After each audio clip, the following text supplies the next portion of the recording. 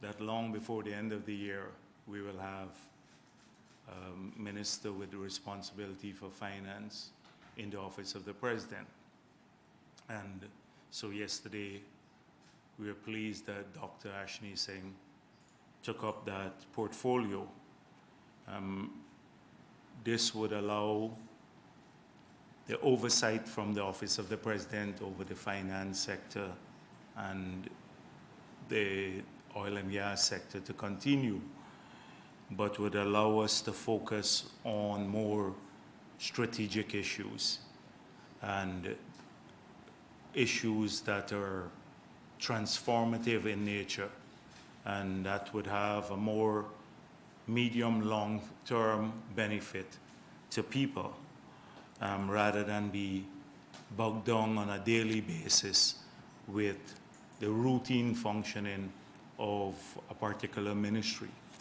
So I'm extremely pleased that Dr. Singh is there, which would allow us to have a broader view and a clearer implementation of the vision of the government. Now, I've also been bombarded with interviews, with requests for interviews about the upcoming 100 days in office. And a lot of the reporters wanted to tape this very early. But I did not want to do several interviews, so I thought that I just share my perspective on the past 100 days. Well, it's a few days away from the 100 days. With you here today.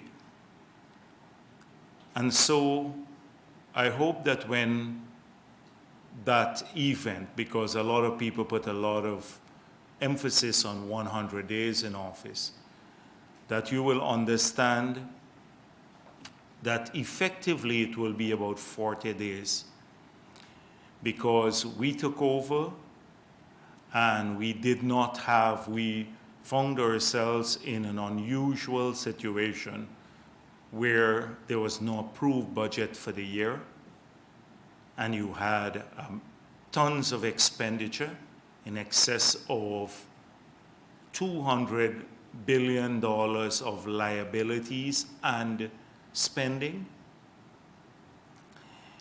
that needed to be cleared, and no money really to run the government because there was no approved budget. And you would recall that we passed the budget, but that the appropriation bill was only approved on the 30th of September. And that effectively gave us a government, a fully functioning government, only for the month of October and a few days in November, because prior to that, we did not have the powers to spend. We had to go with the 112 provision. And so a lot of the ideas we had, programs that we had already worked on, simply could not be implemented because of lack of funding. So when a lot of people talk 100 days, it's effectively only about a month where we've had resources to start implementing the new program. Secondly, we took over in the middle of a pandemic, a global pandemic. And that was devastating many countries. The pandemic was devastating many countries. And we found ourselves in Guyana totally unprepared to tackle what we knew was going to be an escalation once you start returning to normalcy, because in the initial months, there was a total lockdown of the country. And so that kept the rates low, and in that period, there was very little testing done, so we did not know the true nature of the infection, the real rate of infection. So we had to quickly address that situation. A government that didn't have budgetary resources for the most part of its life in office thus far, but had to try to address that situation through exceptional means. So I hope that all of these factors are looked at when you assess the performance of the government in the first 100 days in office. If you look and stand aside and look at issues apart from the routine functioning of government, because there are many issues that just have to be done. People have to be paid their wages, they have to procure drugs to the hospital, they have to help get pensions out, and all of these things. These are the routine functions of the government. But at the end of the day, they're not the things that move the system forward. And so we have had to quickly ensure that the routine functions of the government continued at a higher level of efficiency. And there's been a lot of changes in that regard to ensure that the machinery of government operated more efficiently, expeditiously, and with more care in terms of services that it provided. And so a lot of work has been done in that regard that may not be apparent to many, because they're work that of a routine nature and often not visible. And so that has happened in a major way across the entire government. We have been speaking with people in every department, every ministry, every region about reaching out, going back out, changing the way the APNU managed, which was an aloof type of management. The president hardly ever spoke to the media. He hardly ever would go out to the community to have a real discussion with people. It's just a PR visit to the community. And the ministers often just went in with large entourages and spent a ton of money without really addressing people's concerns. So you'd see a market shift in that the approach of the government from one with an aloof style of management to one that is very interactive, even in the middle of a pandemic where you have to be super cautious about bringing people together in large groups. But we have done that with utmost care. You've seen the ministers, and based on the direction of the president, go across the country in addressing various issues from housing to agriculture, drainage and irrigation, pensions, all sorts of issues are brought up at the community meetings. So it is not just making the routine function of the government more effective, more caring, but is also changing the approach of the government to one that is more interactive. That has happened in this short space of time, and I'm sure that the country would be appreciative of that because of the nature of the period in which we are operating with the pandemic ravaging the world and the risk of being infected. So people even the ministers and many others who come out to meet them, they constantly put themselves at risk. They put themselves at risk, but they have to live too. And on the other hand, the ministers and others have to work. And so they recognize that risk, but they have real issues. And that is why people will brave that rather than sit in their home and come out to raise an issue. And so that's the next thing that often people don't look at when they assess the governments, because the approach of the government, but there has been a remarkable change in that regard of being more accountable and people-oriented and interactive. The third set of issues that we're focused on are issues that are more behind the scene, but are critical to the delivery of promises, jobs, prosperity to our people. And they deal with a whole range of activities that will stimulate the economy, breed energy into various initiatives that are crucial to people's well-being as well as their pockets or their income levels. And so today I want to, although it's just a few months, I'm just going to take you through a few of those things that you may be aware of already, but to see the large number and the activity level of the government, how intense it has been in the past a few days basically, or two, 3 months. So if you look at the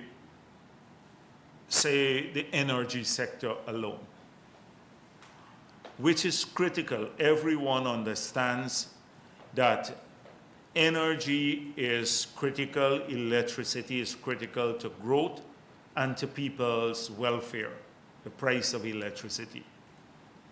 So we came in with a situation where after many years there was no investment in major baseload capacity. The government had paid for a unit, Wärtsilä, and using funds from the Treasury that were illegally approved because it happened in the period when the Minister of Finance had no authority to do so. The country didn't even know about this contract. So that was there for 46 megawatts of power, and they had not moved forward on the civil works. So we have had to work in the last 3 months to sort that out. Right now, there are 46 megawatts of power. The engine is here in the country, but it will have to sit and wait for several months, as much as 5 months, whilst the civil works is being done to accommodate the foundation work, the engine. There was no planning. And so a lot of work has had to go into that to sort out the pieces. Then we discovered that there is not enough power in the system, because when you take aside some of the units for maintenance, you're left with a capacity that almost mirrors peak demand. And so in the last couple of months, the government has had to buy, and now is from Giftland, about 5 megawatts of power that's coming into the system now for an emergency basis, so we don't have blackouts between now and the time where the base load station comes on stream, sometime next year. And we have had to purchase another 10 megawatts of power through Macorp, which will be here by the end of November for the Christmas season, and but those will be units that will be used, can then be deployed once the base load comes in, can be deployed across the country. That's for about $2.5 million US. So that is all to ensure we have emergency power as we approach Christmas and into the new year, pending the establishment of the major base load capacity, the 46 megawatts of power. Secondly, we have already started working on the gas to energy project. We've been defining the parameters. We've had several meetings with Exxon, and we have now, I think we're clearer on the parameters we want. between 2 to 250 megawatts of power, and enough gas to do that and to supply the entire country with cooking gas, LPG, in the project that will hopefully move to project implementation stage soon, very soon, early next year. And we're hoping that we would have a 3 years time span for that. That will be a major difference to the system because of the price at which it will come in. So we are working aggressively on that. That is to bring in a huge baseload capacity at a lower price that would cause us to change the entire dynamic of electricity production and pricing. And then on the renewable energy side, we plan to restart because there were lots of commitments made by APNU. You recall that they made the pledge in the Paris Agreement that 100% renewable by 2025 with absolutely no project to deliver on that promise, that pledge to the Paris Agreement. So we are already starting to look to resume a miler. We've started reviewing the documents, etc., to chart a pathway to hydropower development back again, because hydropower is crucial given our capability, the capacity of the country, our abundant water resources. We believe that hydropower has an important part in our energy mix in the future. And apart from that, it is renewable and environment friendly.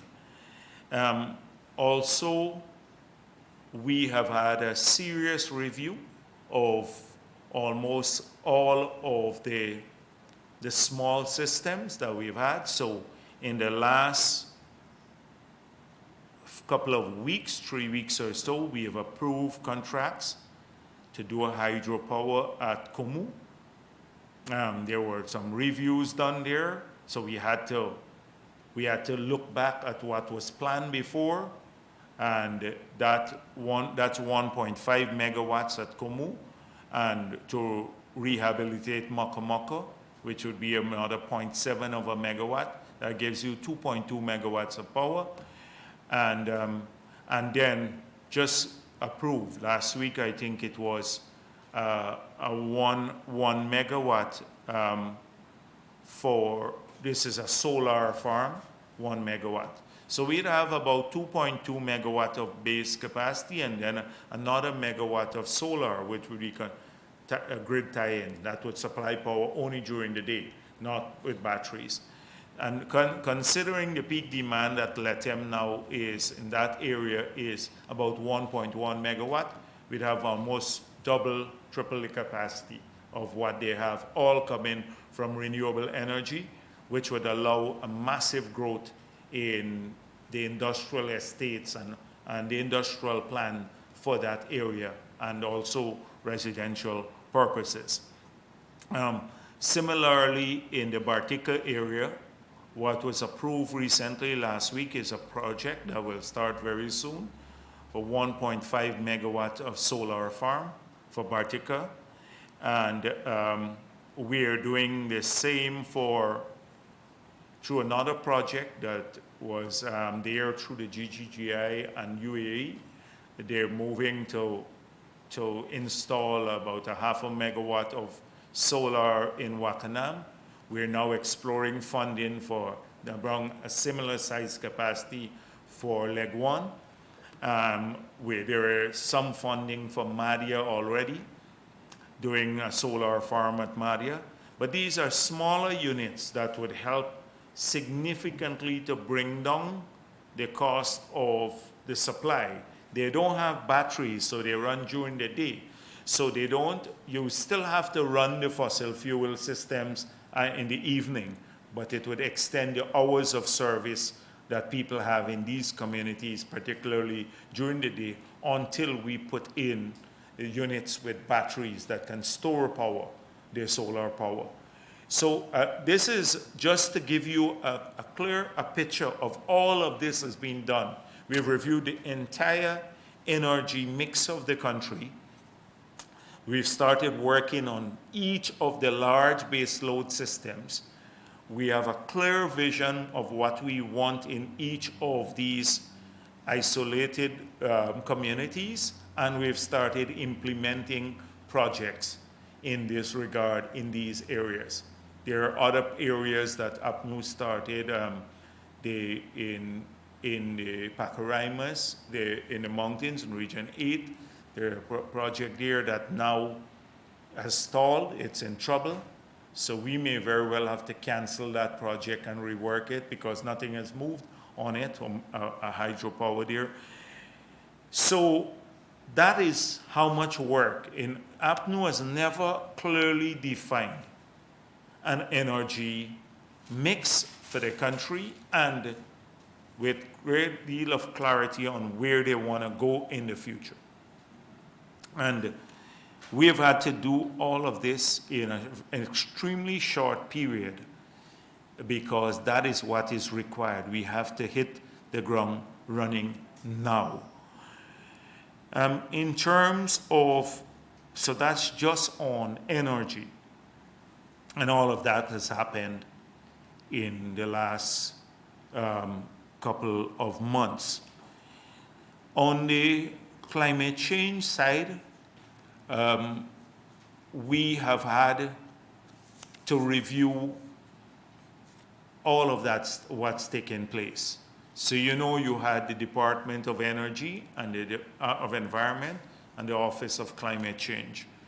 So I'm in the process of merging that and creating a Department of Environment and Climate Change because there has been a great deal of overlap. A lot of people working on projects in a very isolated way, almost in silos, without any order or any regard as to outcome. So there has not been a clearly defined goal of what we want to achieve.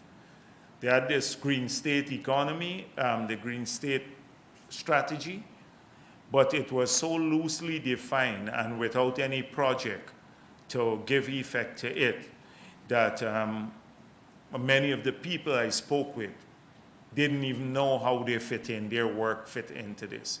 So we have already made it clear, the President has said the LCDS is going to be the overarching document that will guide our climate actions domestically, that we have to upscale the LCDS, not in terms of its strategic outcome, which was to find a pathway to prosperity, to growth and development that is non-polluting, a pathway different than the fossil fuel-driven pathway, but this must not compromise our people's ability to prosper, because some countries,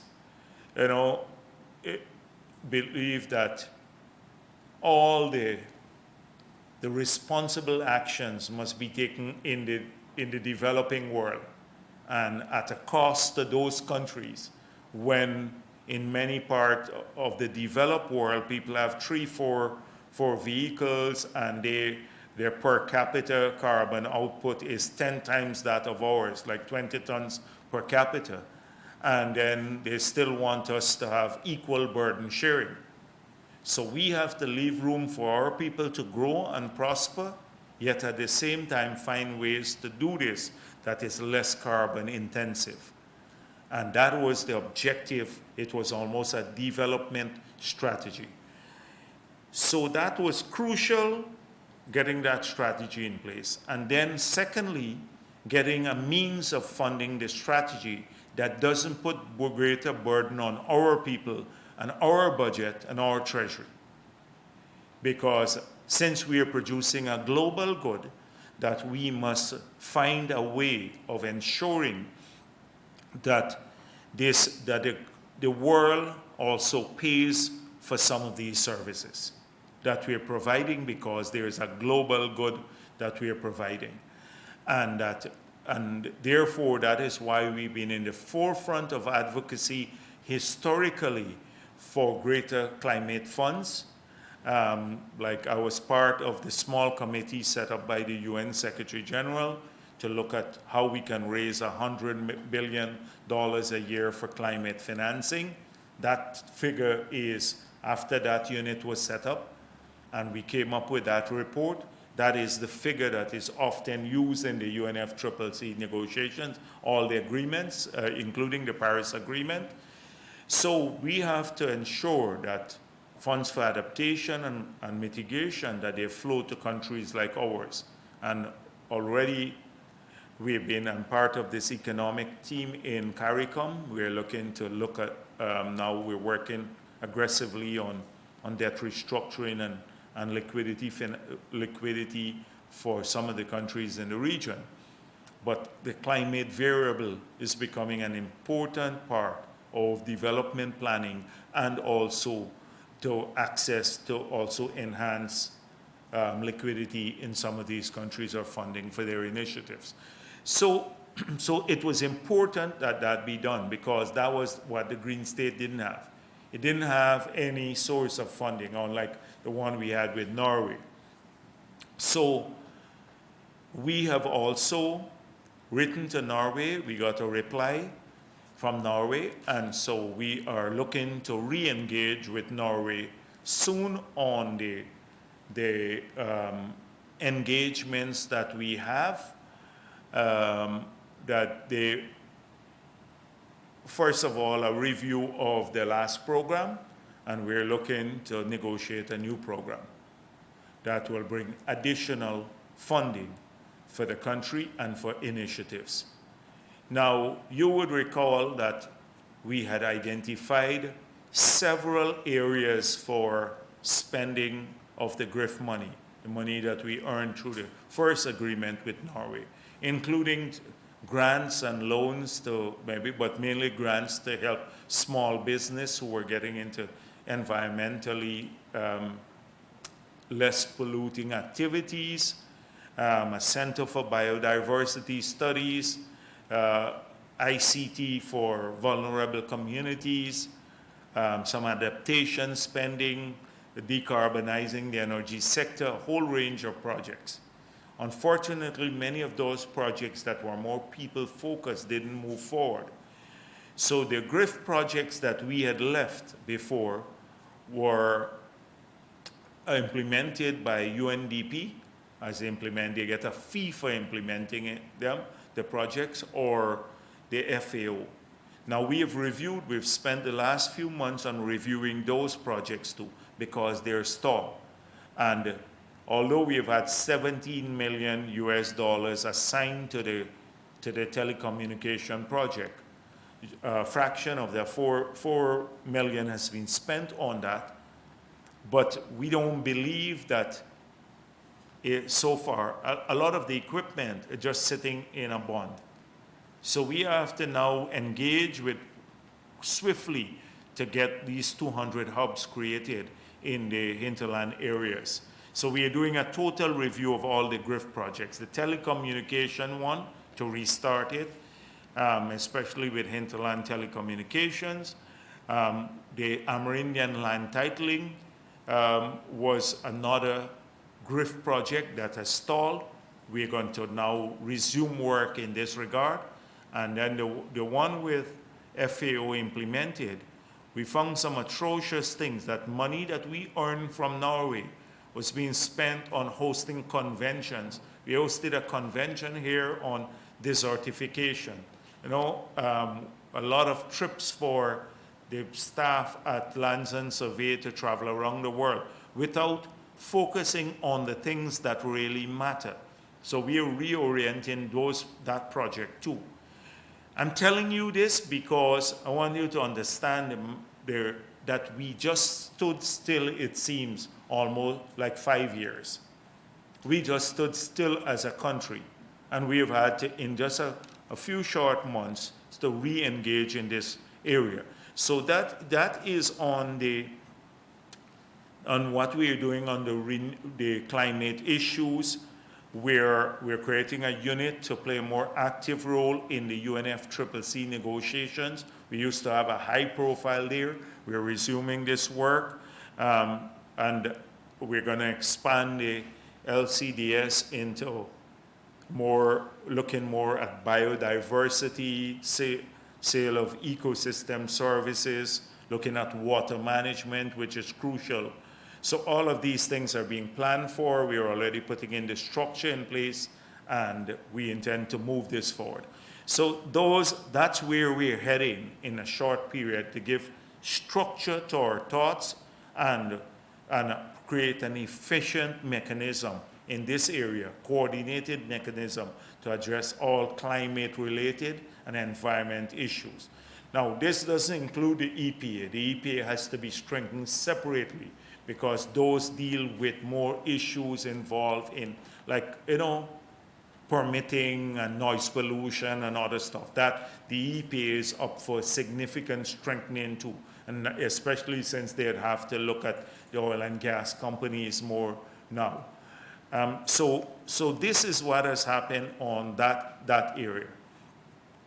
On the oil and gas side, in the last couple of months, we have had, the first 6 weeks and making sure that we dealt with the PIARA license and the environmental permit. And we defied all the August 18 deadline, because we said we had to have more time to review it. And if you've had a chance to look at the difference between the PIARA license, though it may not be perfect, and the environmental permit for PIARA, you will see that they were vastly different in the range of issues covered and the protection of national interests than the LISA 1 and LISA agreements, the two that were done for LISA 1 and 2. Now, in that regard, so that took up quite a bit of time. As I mentioned to you, we're working aggressively on the gas project and local content now. And then I don't want to go back through all the things we're planning for, because I'd mentioned them at the last press conference about all the promises that are in the manifesto about the Sovereign Wealth Fund and the new legislation, petroleum legislation, because we found severe deficiencies in our laws when we were in the middle of those negotiations. And about decriminalizing non-disclosure, all of those are being worked on. So these are being done aggressively. And then we've started a review of all of the companies that have licenses, now prospecting licenses. So we are looking at their obligations, because we intend to hold them firmly to the obligations that they have under these licenses. I think there was a bit of a lax engagement with them, and some of them sought and got addendums after addendums. So we've seen even for CGX, they got 2 addendum, one in 2017 and one in July of 2019. And so it seems as though people can shift their obligations into the future without major penalties by seeking out these addendum. So we are looking at that carefully to hold people to their obligations, their responsibility. Our laws clearly define what they have to do and in what time frame. So that would allow us a greater understanding of the different companies that are operating and their obligations. We've sought to find out the ownership structures of these companies. So we have information on the ownership structures, and I'll share some of that with you today. We have it, ownership structures. Now what we do, we will find out later, because although we know the ownership structures by companies, that is how a particular engagement is made up. Say the kite shore block, what share of that block now in the new arrangement is owned by different companies. We still do not have information on the beneficial ownership of some of the companies, particularly the privately owned ones. The publicly traded companies are different. And so we will seek out at some point in time beneficial ownership of these companies, because we believe they're important for the transparency, and they're also important for tax purposes, for taxation purposes. So I've seen in the newspapers and some places where people said that, oh, these companies are incorporated in jurisdictions that are known for secrecy.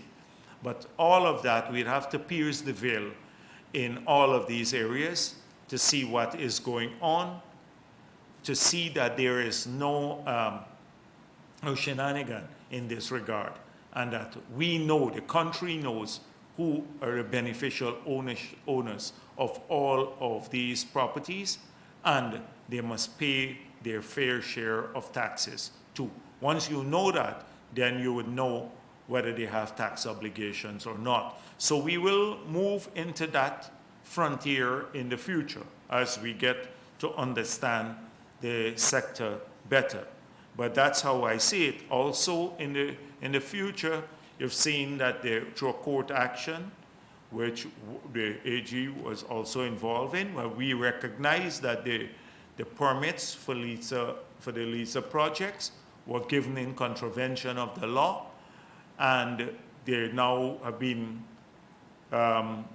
rectified, and some will expire soon. And so as soon as these permits expire, the conditions of the Payara environmental permit would apply to renewal for permits in the LISA, the expired permits, environmental permits for the LISA projects. So this is important as we go forward, and those will also have fines, serious fines. We dealt with the issue of how the fines would be applied the last time. These would for the emissions and also for the loss of gas, the government share of the gas. So that has happened. All of this is going on.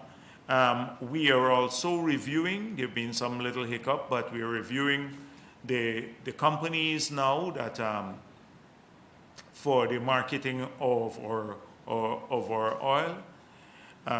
That review is taking place currently, and we've had to work aggressively with lands and surveys, the city council, etc., to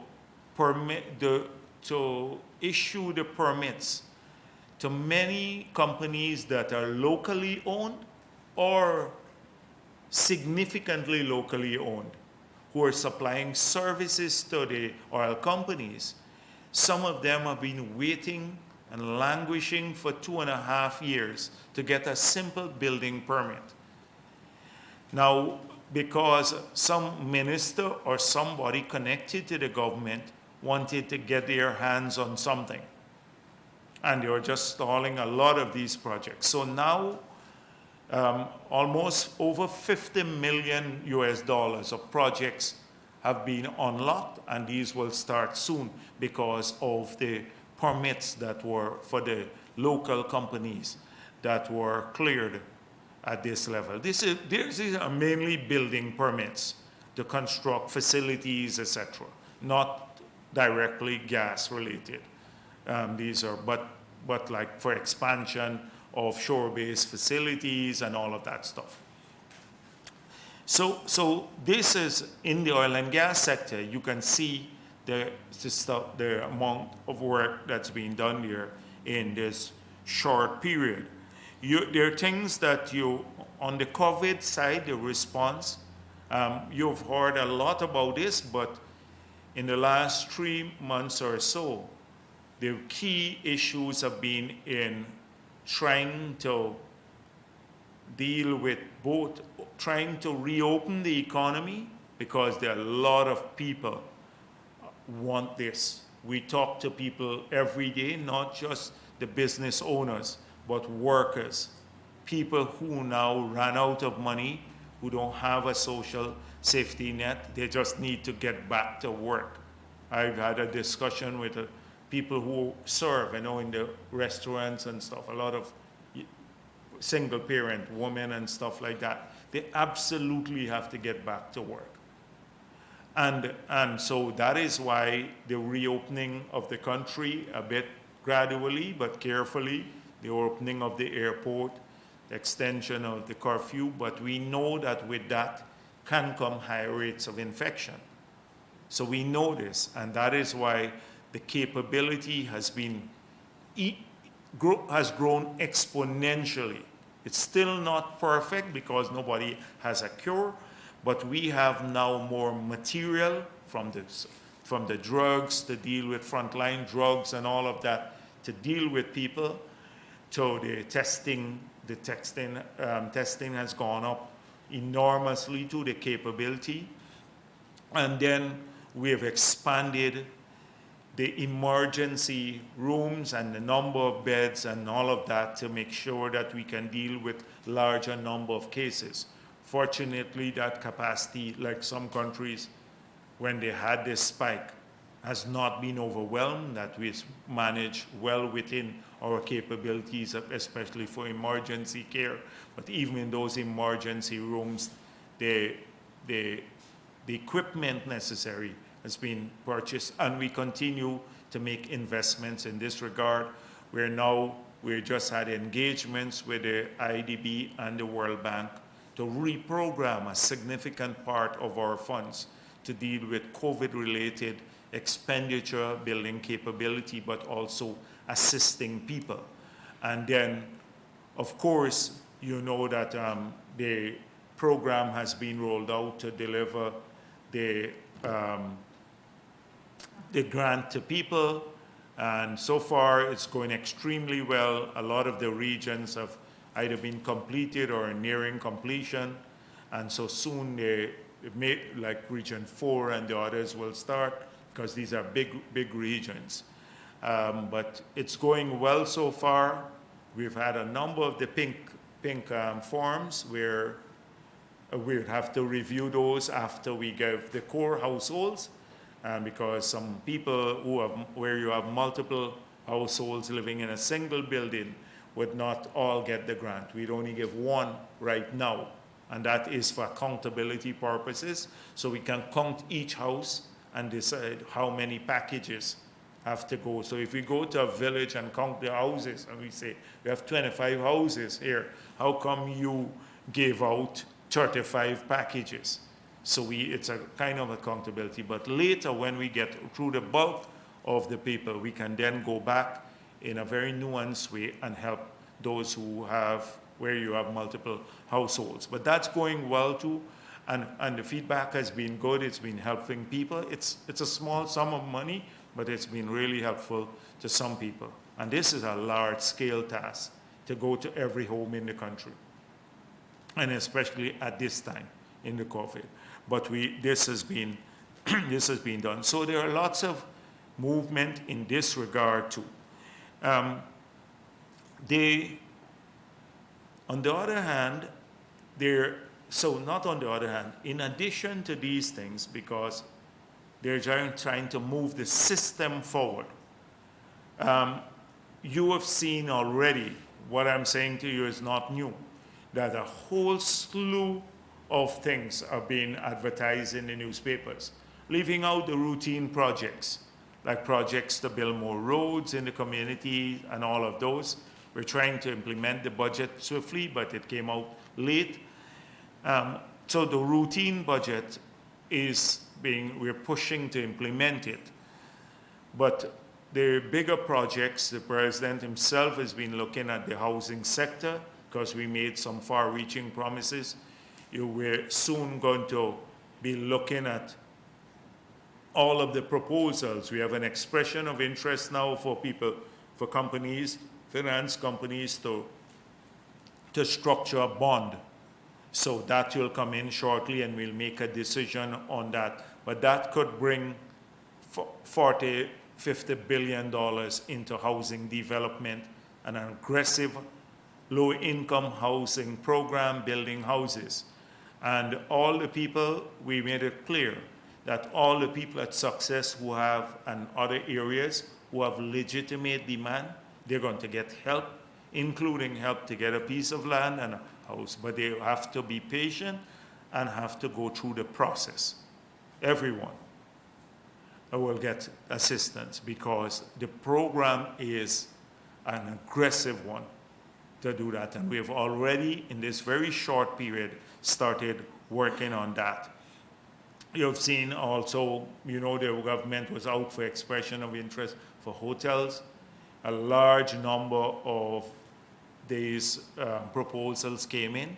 That is being evaluated now, and I anticipate not all will go forward. Some are stronger than others on the financing side and the design and everything else. But once the review is done, I expect quite a few of these to move forward to a project stage that would create greater opportunities for people in the construction phase, later job creation, people to serve there, and then the expansion of the entire hospitality industry. The Gaisuko, we have set aside resources there, so we made it clear we are going to reopen these estates. That was a manifesto promise. We've set aside some resources to start working on the planning in this area. The planning process has gone very far. They're resuming some small activities. The challenges are enormous because of the neglect. So when we, APNU, for example, that Gaisuko used to take care of almost all the pumps in the villages that drain the villages.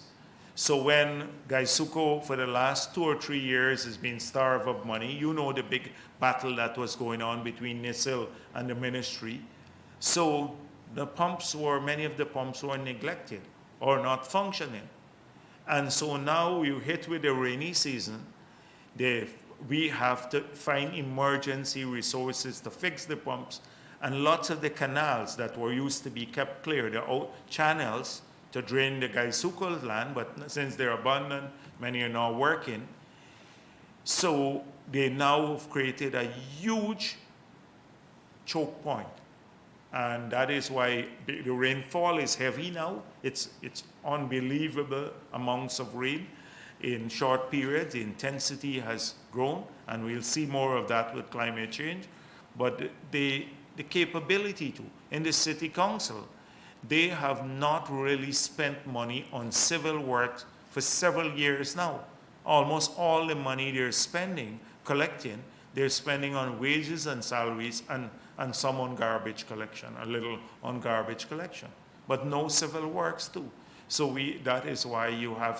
that's why you've seen so many choke points in the city. Some rainfall. We have to have a major program for raising the drains, for cleaning, doing concrete drains. This is something we mentioned in our manifesto, South Georgetown. Doing proper drainage, seeing the outfalls are clear, a large project to drain the city, because it's a very important area, not just that. But coming back to Gaisuko and what work has been done there, we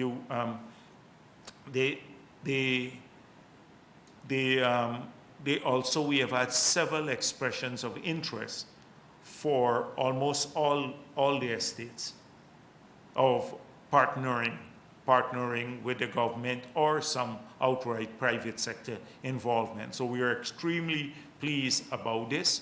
And again, those expressions of interest would be evaluated to see if you can resume economic activities in many of these areas without having to go to the public purse. That will create back employment and dynamism in many of these communities that suffered from them. So you would see that. You know that expressions of interest are out for bridge. President and others have been having discussion on Deepwater Harbor, shore base. So a ton of activities have been dealt with in this short period of time. All of these things are being done on a daily basis. And often they're of a planning nature and a fixing problem nature, so you don't see them visibly as you see more overt activities when we go out to the communities. But the engine room is working over time to make sure that we address a lot of these issues. Even the school, you know the big challenge we have with school opening. Now, many parents want this, especially parents who don't have a means of, they don't have Wi-Fi at home, they don't have a computer because the kids can't interact. So it is like it's a nightmare. That's why their ministry did it. The government decided to do this too, when people want it, but it has to be done cautiously and limited. I'm told that it's only 10% of the schools and 10% of the student population of the country, 4th, 5th, and 6th form. And that they have great deal of flexibility how it's managed at each school. And so as to keep our children and teachers safe, but at the same time not to have our fall back. Our students fall back. You know, this is especially those who don't have other means of accessing the information and the tutoring that they can get online to. So this is something that we all have to work together to make succeed, not snipe from the sidelines like APNU is doing. In fact, this is something because it's important for parents, teachers, and everyone else. You know, ideally, we wouldn't have to do this, but how long are we gonna keep their children from not getting, especially those who are poor, not getting the tutoring, etc. So I thought I'd deal with just some of the things to give you an idea of what's going on in this regard, in the government, in various areas. I can go on to the other sectors about not just the routine things, about structural issues that are being worked on. And then there's a whole group of people working, quietly so, to review the criminality that took place in the last 5 years. And there has been a great deal of criminality, and I see some of the criminals now, hardcore criminal types, some have become members of parliament, and some are now lecturing the country about, you know, decency, honesty, and about what is right. So when all their criminal acts are revealed, and this will happen, trust me, it's going to happen. It's just that we are not obsessing about it. We're not obsessing about it, and we're not going about it in a vindictive manner.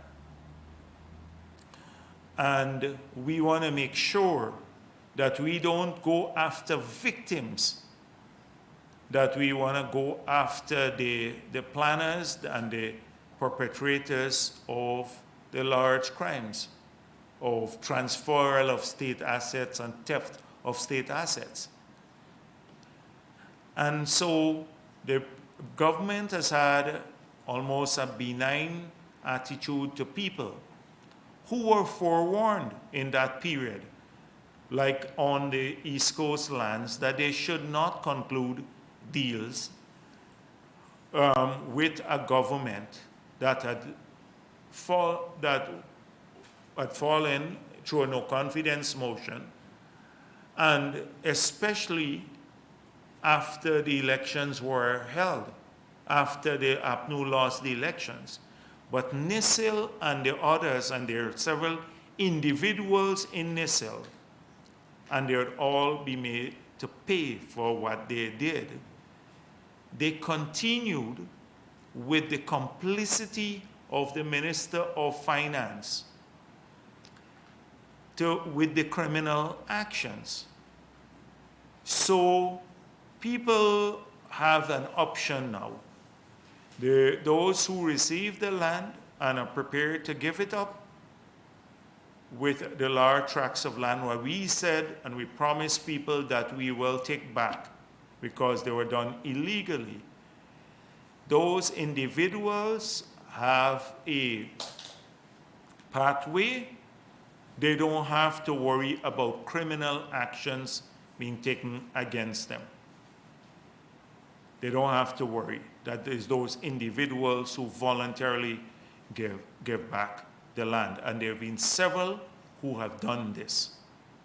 They don't have to worry about anything. And they may even have a pathway once the government decides how the lands are utilized, some for housing, some for project development. They may have a pathway to getting back through a legitimate process some of the land once they go through a proper process.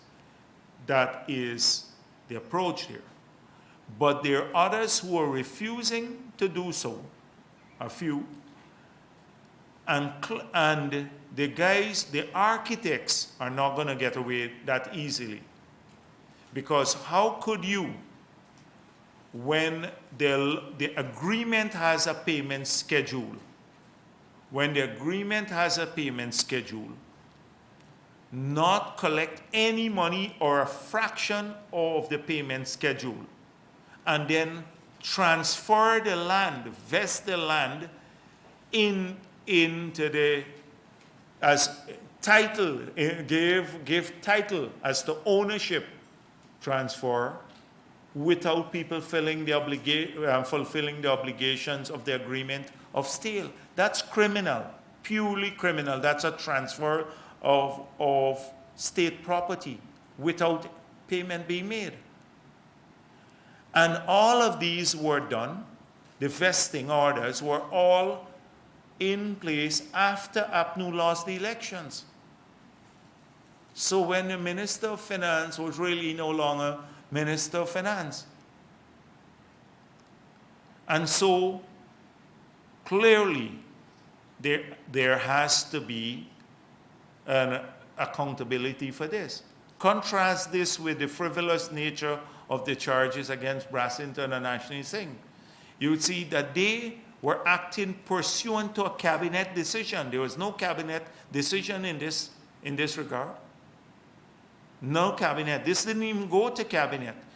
Under their when those things were sold under the PPP, they had to go from the privatization unit to the privatization board, which is made up of 3 non-governmental persons, and then from there a recommendation to the cabinet, and the cabinet approved it.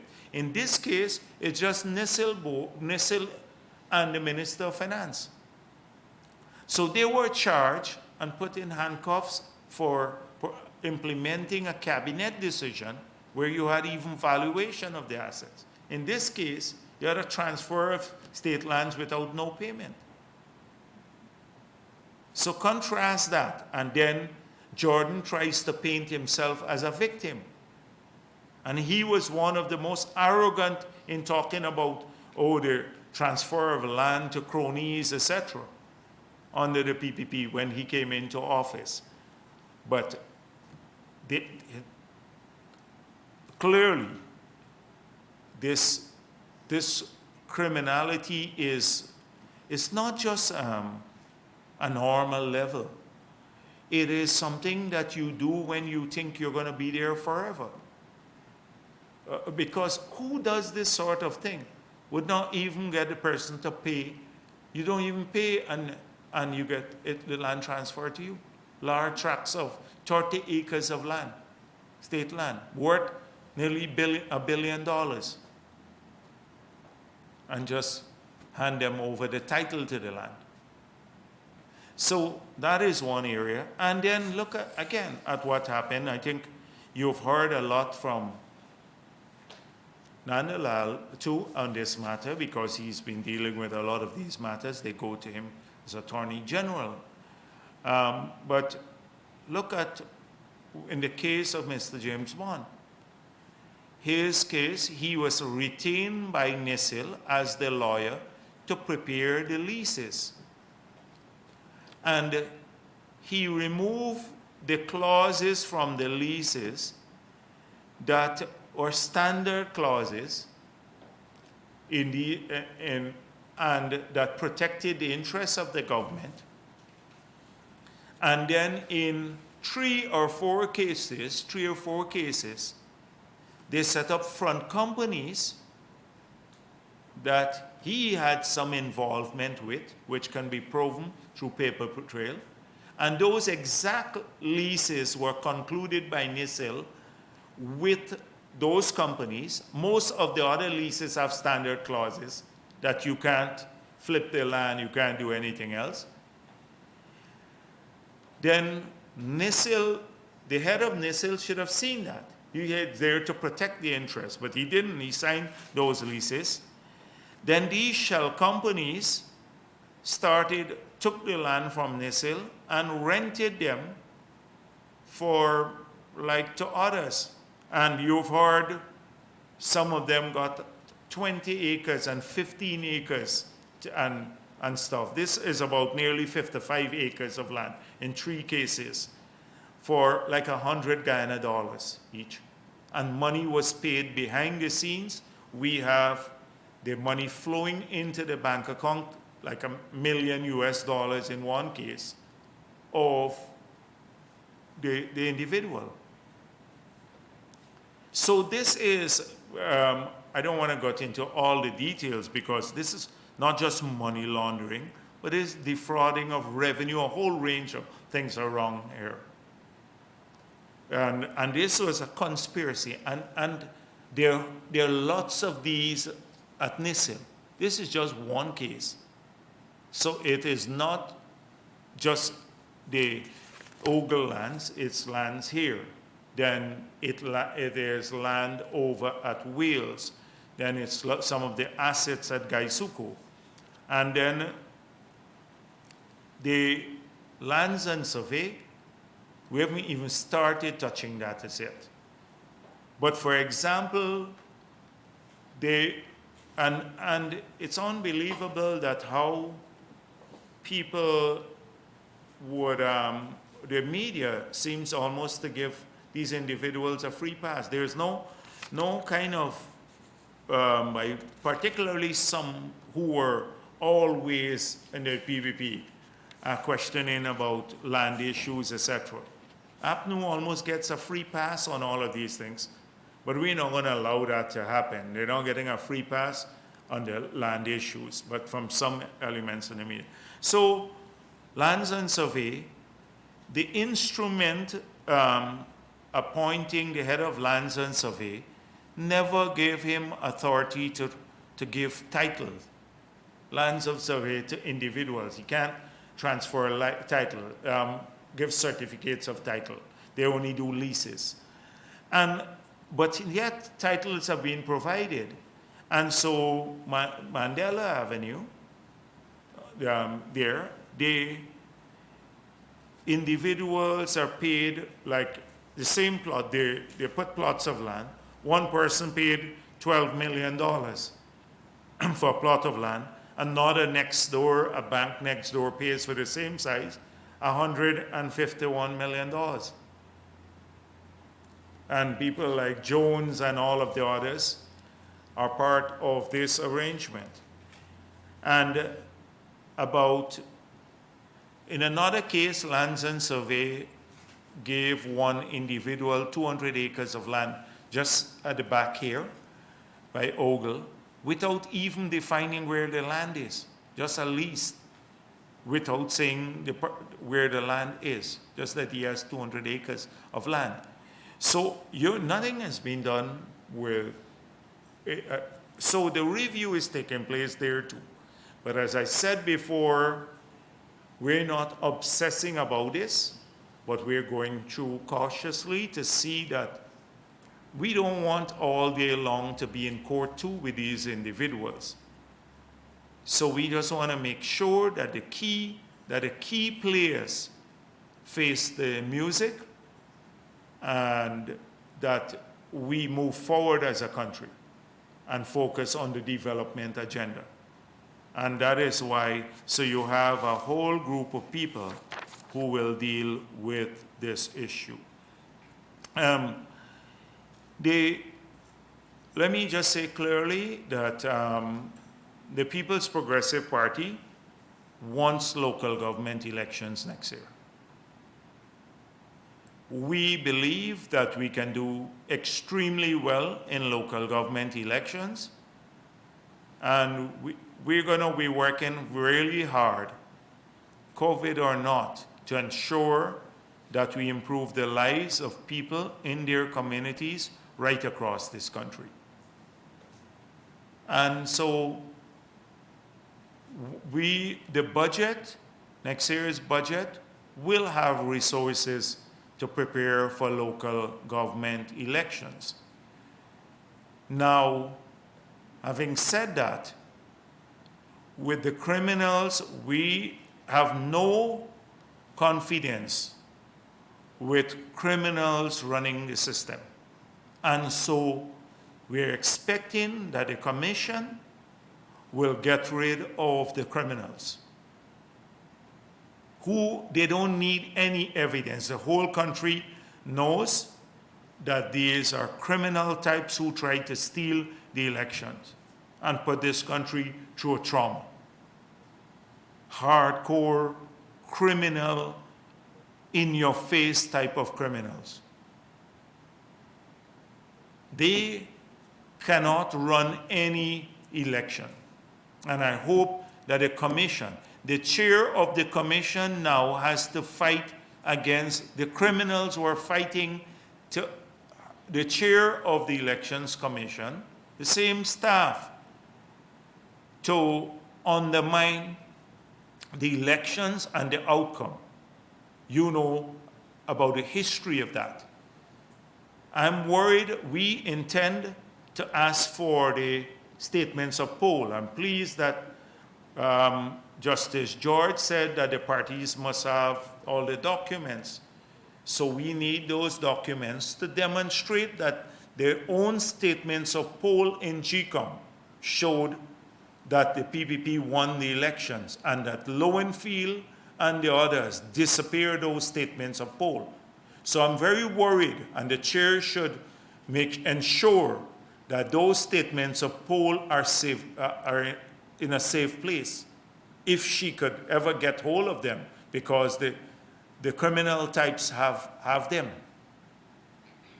But if they try to tamper with them now that the recount is done and we have our copies of the statements of poll, the same statements of poll, they will get into more trouble for fraud. But my worry is they will disappear the documents or cause them to disappear. But those statements of poll will show that what the nature of what is happening. So we want local government elections. We want to win the local government elections. We want to make sure that the communities and people have a right to choose their leaders in the local areas. We're going to provide resources to prepare for local government elections, but any reasonable, sensible person, except another criminal, Joseph Harmon, he is the only one who would want a Lowenfield, or Roxanne Myers, or one of the others to be in charge of the process there. Nobody, none of the international community, none of the parties, except in APNU, that was complicit in the plot to rig the elections, have any confidence in them. And so there has to be changes there. That's what we want. Somehow that's being misinterpreted as the PPP doesn't want local government elections. That is being, and that is what, so they're talking about house-to-house registration. And clearly, with all of the lawyers in that camp, and in Roysdale Ford and the others, another bordering criminal type, and the Roysdale Ford and the others, they clearly don't remember what happened. The Lowenfield was moving to house to disenfranchise large numbers of people pursuant to an old order of partition. And we went to the court, and the Chief Justice ruled because they wanted to create a new register. And the Chief Justice ruled that you cannot remove people from the register now because they had migrated. Because in the Constitution, in the 1980 Constitution, you had 3 qualifications to vote or to be on the voters list in the Constitution: residency, Guyanese, and over 18 years. In the constitutional changes we made in the early 2000s, the word residency was removed. So you don't have to be resident to be on the register. There are two qualifying in the Constitution now, 2 qualifying criteria. You're Guyanese and over 18 years of age. So if you're Guyanese and over 18 years and you don't give up your citizenship when you go abroad, give up the Guyanese citizenship, you can come back and vote once you're registered. That is what the ruling was. It was grounded in our Constitution. And this was understood once we went to continuous registration. Prior to that, we were doing the house-to-house registration, and every time you remove people. But one Guyanese abroad can now come and challenge if you remove their name from the list, and then the whole list would become flawed. So that was appealed, that decision of the Chief Justice was appealed, and I'm told that the Court of Appeal, I checked it only this morning, and I was told that the Court of Appeal upheld the Chief Justice's decision. So how could they now call for house-to-house registration to remove people that they claim who are abroad voted on election day, which is a lie, a total blatant lie, and would be exposed in the petition. And remember, we had nearly 700,000 people on their voters list. Only just over 400,000 voted. So, although you have the list there, a lot of people who are abroad never voted. And this is a feature of every Caribbean island or any part of the world where you have continuous registration. But this APNU had to find a reason for losing. They even threw their own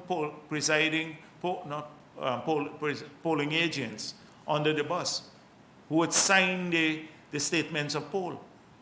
So I don't know where the leader of the opposition, he's talking about starting house-to-house registration now. If he has weak memory or he doesn't understand the constitutional hurdle that is presented here. So that is why you have to have clean people, and you have to have robust systems where you ensure only those eligible to vote can vote. But you can remove people who have died. You can remove them and clean the list, and we will support that. We will support removing all the people who are dead. We have to find a process. They don't even need to go to house. They can just get the death certificates from GRO and remove them, publish the names, give it to the parties, and and then remove the names from the voters list and cleanse the list for dead people. And so these guys are just clearly not, they're just going back through a series of old rhetoric. So it's often very pathetic when I see them. The same Harman talks about Onej Waldron. Onej Waldron wasn't a politician. We should be happy that people who were not politicians come into government. From, she came in as a technocrat minister, a former magistrate, etc. And this guy, Harman, who squatted in parliament all these years, and had it not been them going to court for Charandas, would have continued to squat in parliament. He talks, and he didn't give up his own citizenship till maybe the end of November, end of 2019. He now is moralizing because Onej Waldron went earlier to the embassy, but only got her certificate a few days after she was sworn in. So, three days, and Onej Waldron did not sign a declaration form. That's the difference. All those who signed declaration forms committing illegal act, that they didn't have citizenship. Harman and a few others signed the declaration form. Every person who contested on the list, Onej Waldron did not have to sign that because she was not on the list. So it wasn't that she committed any fraud, like people who knowingly sign a declaration and then they did that. So this is a pure nonsense. It's and Roysdale Ford, imagine him being the champion of honesty. He should watch the fuel smuggling and the sale of licenses at the gaming authority. But we're coming to that too. We're coming to that, and he is now talking about Onej Waldron, who would stand way above him in terms of integrity. So I don't know. The opposition seems to. I see Mr. Granger has now started village talk again. Today he has a village talk and all of that. Well, I wish him good luck, he and Harman, but clearly he could have talked much more when he was president and done much more. He did absolutely nothing, ran this country into aground, the economy aground, never focused on anything.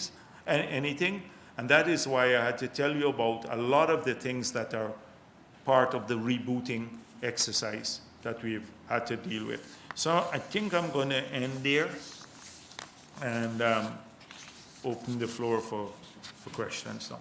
Thank you.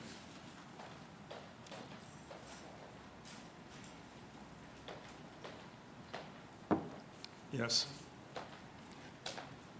Yes, go on. You have a microphone?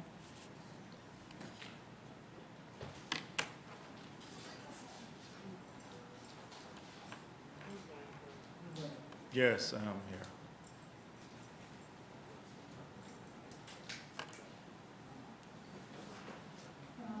Thomas from the Starbuck News. Just some quick questions. In passing, you had mentioned the Region 8 renewable cancellation, the project for renewables cancellation in Region 8. Which project is that, and why was it canceled? No, it's not. We are reviewing it now. It's at Cato, the Cato project, because it's not being implemented. They're in breach of the contractors, are serious breach. Short. And Norway, when they would have replied, you said? Yes, they when replied. you anticipate discussions to start with them? I don't know the exact date, but we're replying, so we'll keep the correspondence open, and probably sometime soon we'll do for a Zoom meeting. It's just short. The hotel EOIs, why were the names of the companies not made public as is standard? The thing is that a lot of these may never become real projects. It's not like you're assessing one against the other. If in this case let me give you why we had to go down this route. Because everyone was sending in a proposal to us. And everybody asking to meet. And so we thought just to get all the proposals within a time frame, within a defined period, to come to the government, so then you can analyze each and clear our desk of all of these proposals for hotel, and to work with those that are feasible. Then if we do that early, then we may have the benefit of the construction and early returns on them. So this was only a process to avoid people having to come one every week sending in. Remember, we have an incentive regime that will be a standard one. So like we give 10 years tax holidays. We normally would give the duty-free concessions on the building materials, etc. So they know what the incentive regime is. We probably work with people to, if the projects are really big, to work with them on land. You know how you give some preferential land, like the Marriott, well, that's owned by the government. But it happened with Ramada. Remember when World Cup cricket was there, they got the land and bodies and they built. They paid near market value, but a little bit preferentially because you're getting the big project. So this is what happened. A lot of the people in there, of the proposals that we've seen coming through, I'm not sure that all of them will ever materialize as a hotel. And that it's the ones that you work with at the end. We will say we are working with 5 persons. The question is on the private sector and private sector workers. Over the years, the public servants have received the bulk of benefits when it came to measures in the budget. Is there anything being looked at for private sector employees for this year, probably tax-free on bonuses, tax-free salaries for any months, anything to that effect? No. Right now, to be honest, at this stage, no. But that doesn't mean that can't be looked at in the context of the budget, in the new budget. Because budget preparation is already for 2021. We've already started, at least conceptually, what we want to get done. So we are looking at 2021 already.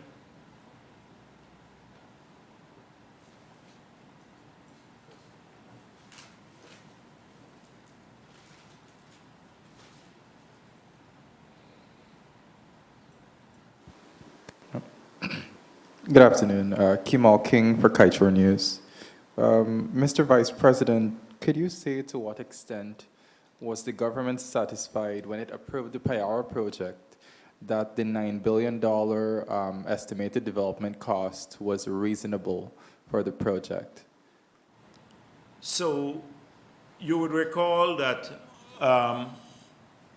that was one of the issues I mentioned at the press conference, that in the past we would get a block sum, a block figure, and it was hard to analyze the block figure. So we have now, Exxon has an obligation to provide disaggregated figures that will be examined whether they are reasonable or not. I'm told that when compared to LITSA, because people compare to Lisa, it's the same amount of production levels. That you have about over 30% more wells in Payara than in Lisa, and you also have more of the piping, longer distances to pipe the gas. Not the gas, but the oil. So this is a figure that is given.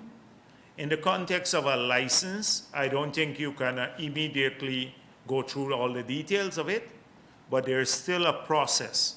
Remember, we have to review all of their costs because this comes out of cost oil. So every bit of this cost will be reviewed, and if found unreasonable, and say we find something major that, look at this big escalation, and that it's unreasonable, not competitive, then I don't think it can enter cost oil. We'd have a dispute. But right now, we made a case that we have to provide disaggregated figures, not just block figures, and we are pursuing. We have to review. I told you we're behind on the review because up to 2017 now they were working on of the cost, the pre-contract cost, but it's not just pre-contract costs that have to be reviewed. Every bit of expenditure that is made and that is funded from cost oil. And so I don't have any worry now that we missed an opportunity because we'd have to hire the best skills in the world, not a Department of Energy, couple of staff there to do this review. We have to hire some of the best accounting, auditing firms, etc., who have expertise in oil and gas sector to do this sort of work. As for the traders of the crude, NPTAB has been a little resistant to requests to release the identities of the evaluators. Anti-corruption advocates have said that... We don't have a problem with reviewing, releasing the names of the people. We'll get the names to you shortly. I don't have a problem with that at all. Okay. On the Kaiser and Tangi blocks, you've mentioned that you want to seek to find out the beneficial owners. I remember in opposition last year when Kaiser News had first raised this issue about the awards, you had spoken in support of an international independent investigation to determine whether there was any corrupt handling. So would you support that now? Yeah, and even before that, I've asked for internal documents to be prepared to give us a great understanding of how the process of approval from within, that is the petroleum department. So they're working on briefs, giving me specific timelines as to when companies were incorporated, the names of the individual, and then we know when the licenses were approved.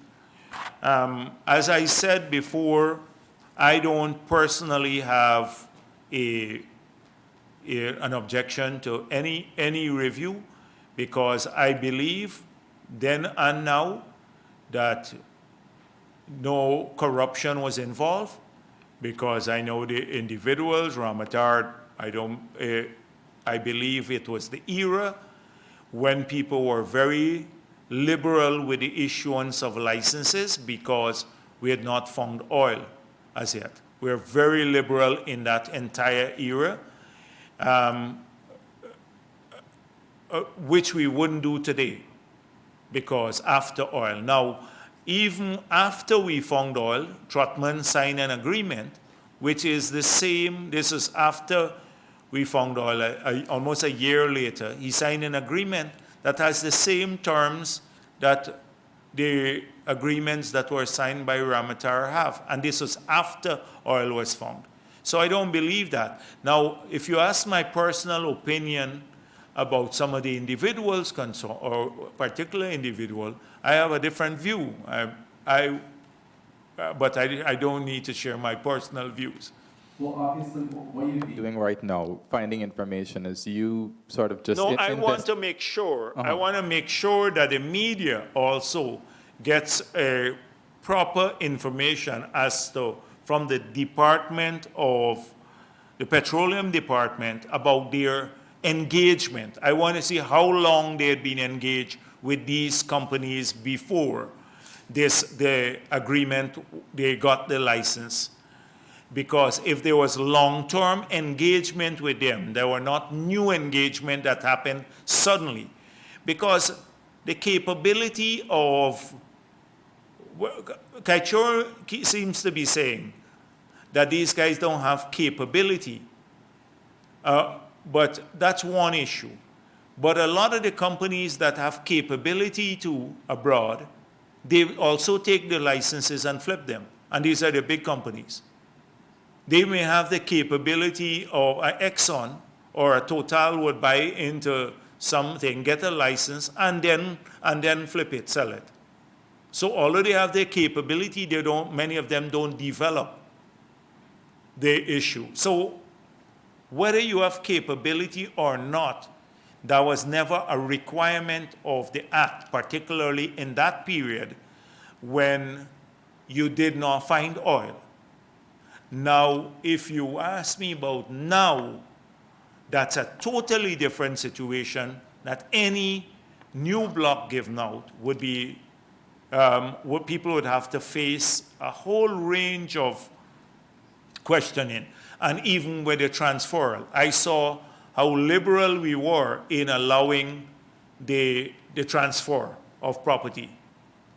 So the transfer was done without questioning about tax obligations and all of that.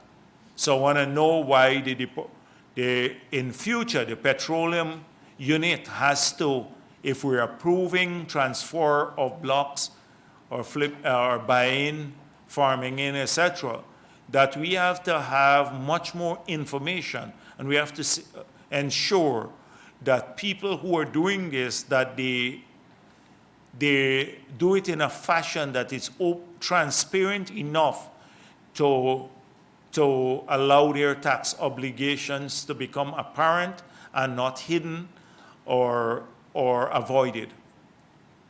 We can talk all afternoon about your findings, what you're looking for now, but that would be based on a probe that you are doing of your own Yeah, party. but that's the first stage. I have to be satisfied. That is the first stage at this point in time. So that's the first one I have to do. I'm going in sequence to this. Then I have to also make sure that if you're listening to reason, I believe the newspaper and the reporters would listen to reason. So if I give you, and I can find reasonable explanations, then you may have a totally different picture of what's taking place there. That's the idea. So that is what we all want. And to find out if anybody took money for the transfer of these blocks, or whether it was something that they just did because it was the standard issue. First of all, I didn't find any breach of the law. So the key issue is, was it corrupt? And that is the issue. Can we find a link? And that is why through beneficial ownership, can we find a link to any government official in this regard? Okay, but do you see, finally, a conflict between a person being a principal of a contractor in the oil sector, as well as being a principal of a subcontractor that is benefiting from contracts? I don't like to deal with hypotheticals. Can you tell me a bit more? Right. Can you tell me a bit more? Call the names if you want. We are all for transparency here. There is a businessman named Glenn Lawachi. He is Who? Glenn Lawachi. He is the corporate secretary for Mid-Atlantic. He also leads this company called Glass Holdings, for which Mid-Atlantic is a client. Mid-Atlantic is one of the owners of the Kanchi block. Oh, that is the corrupt transaction with James Bond, where they bought the land, that Glass or something, Glass? That glass, yes. That glass, no, that, they have to find him, that guy. The Chinese guy. Is not Chinese?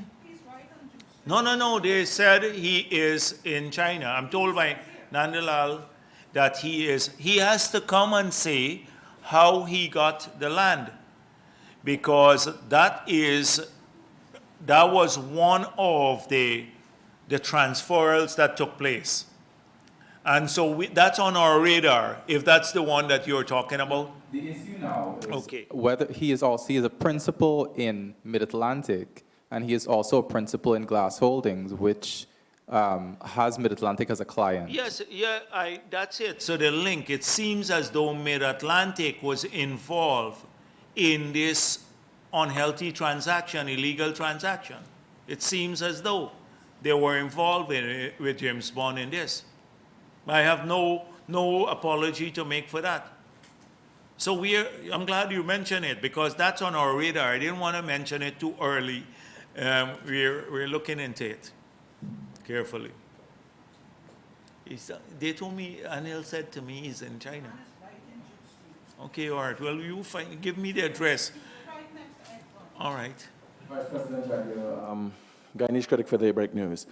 From your earlier statements and previous press conferences, what you have outlined, what the PPP has done so far, will basically add up to have outdone the previous administration. You've done that in 3 months, what they haven't done in 5 years, and trying to rectify also.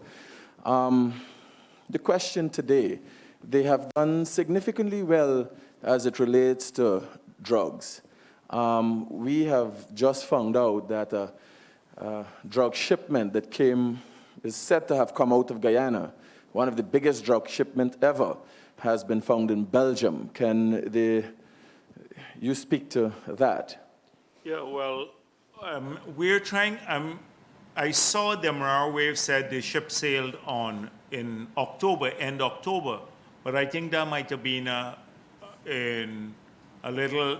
I don't think it's in October, because if it's in October, it wouldn't be in Belgium.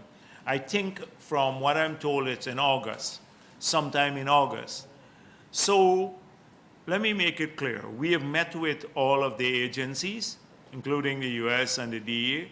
We're working closely with the DEA to ensure that Guyana, any transshipment of drugs through Guyana, any transshipment, and building the capability for doing that. Any transshipment is, we want to catch. So one of the assessments done and spoken to me about, especially, this was something that the ambassador raised directly with me, is the scanners. The scanners at the wharf were not functioning for a long time. I think we got a donation from China. Now 2, in a matter of maybe a month ago or so, are now located there. So the scanners were not functioning. I don't know how many other shipments went through and were never intercepted.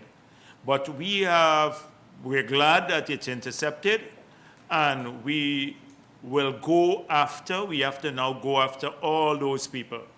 Go back and find all of those people who are involved, including from what I'm told, but I don't know if if it's factual, because I got this report that the container might have been flagged.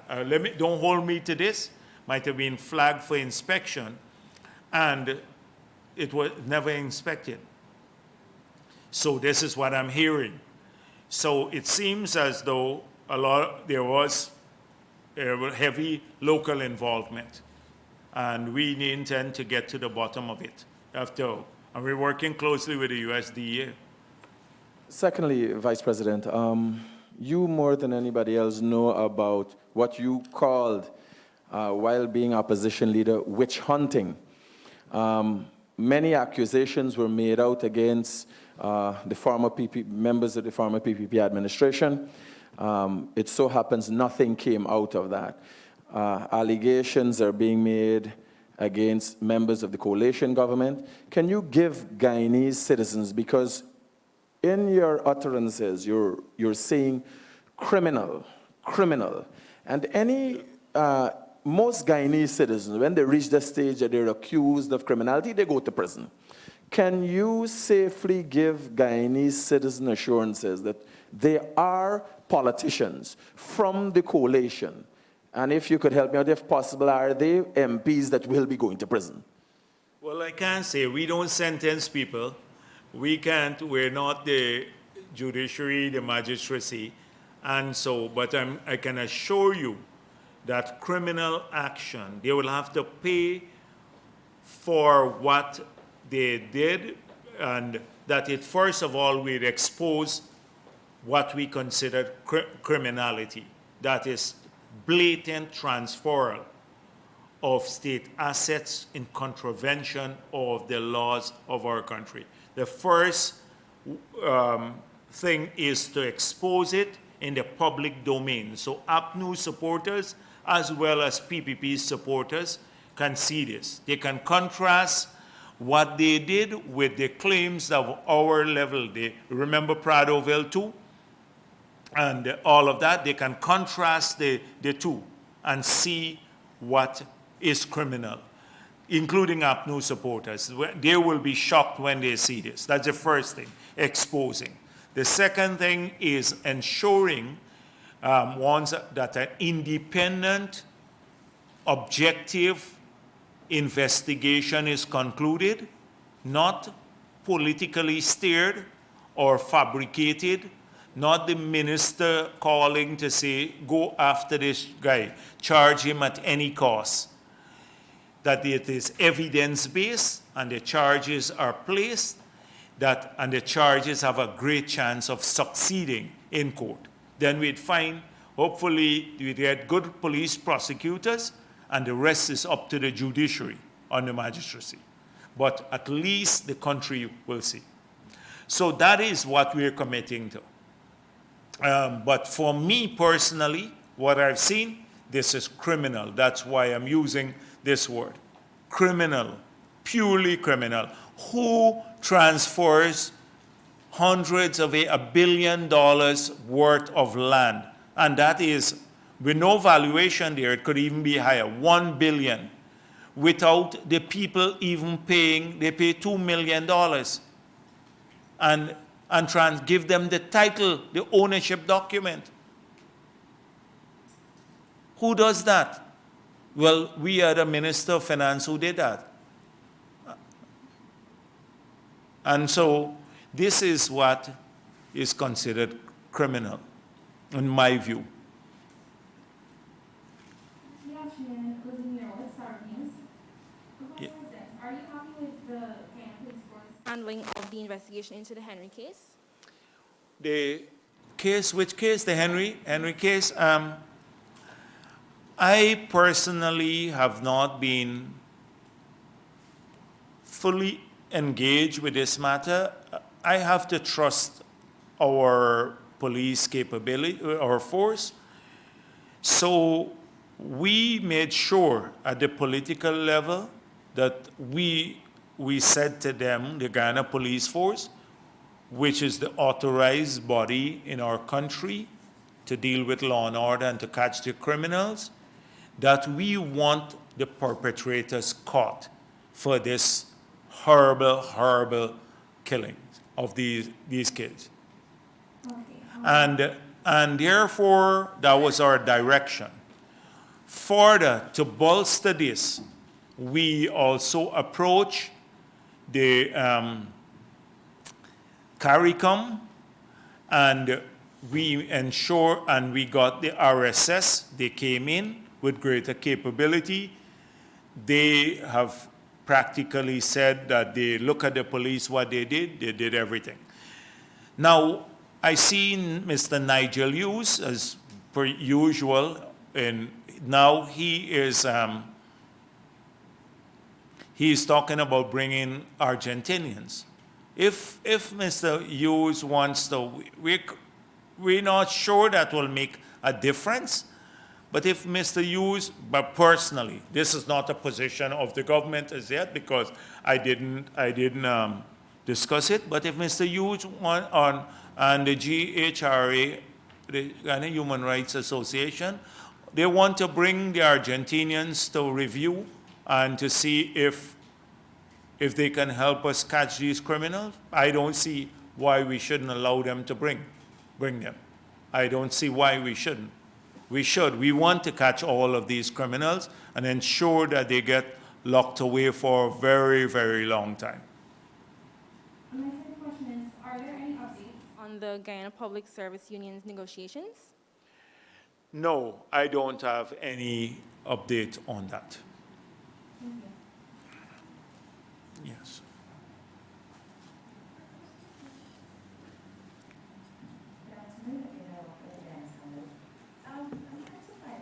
Reasoning behind government's decision to allow some of the beneficiaries of the lands to simply relinquish the lands and get off scot-free, given the sequence of events that we had, confidence motion, the CCJ ruling, the fact that elections had already completed, and these persons and some companies still collected the lands in their names without paying.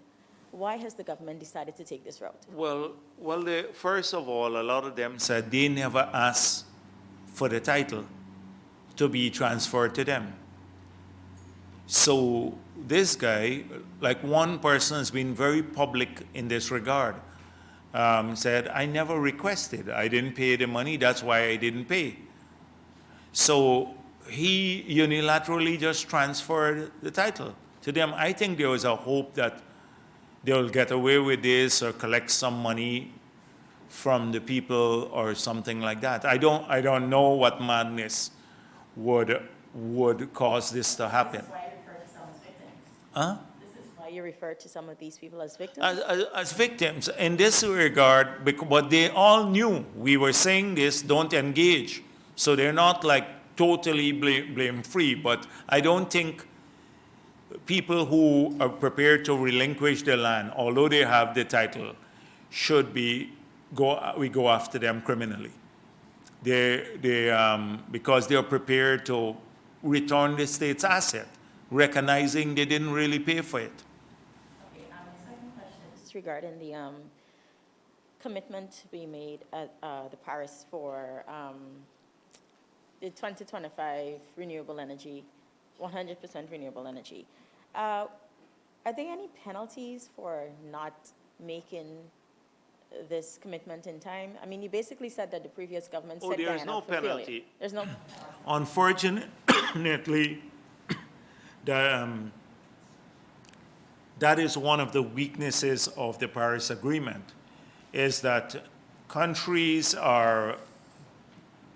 make pledges, but there is no penalty for not fulfilling the pledges. So my argument when at the G77, when we hosted that event, and that was one event that we put together swiftly. The president said, I want this event, and we did it because we would have gone through the entire year as chair of G77 without having a flagship event. And although we couldn't do it as a negotiated one with the G77, you saw the extensive participation of the G77. So at least we have a communique emerging out of that. But we managed to put that together swiftly. And APNU were doing nothing. They wasted the whole year practically there.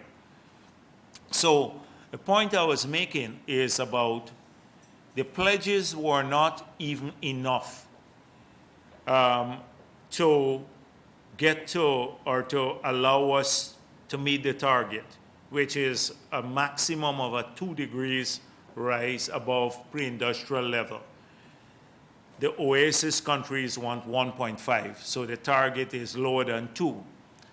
And the pledges made by all the country were not adequate to achieve that. And now we had even the pledges that were made have not been fulfilled. So it means a greater deviation from achieving the targets. And then when you look at COVID now coming along, and a lot of countries having to switch, their economies are in deep trouble. So they don't have money to fund the mitigation measures,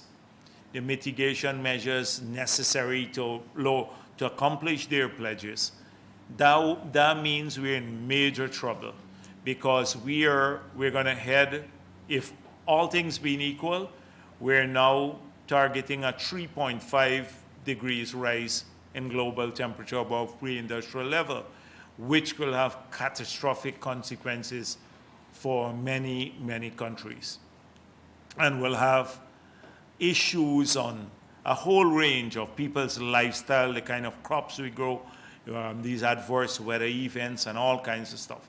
So the idea now is we're going to work to rebuild that coalition aggressively to ensure that the next COP moves people to keep their pledges, and now for the developing world to try to find resources to link the resources, available resources, to the implementation of their pledges.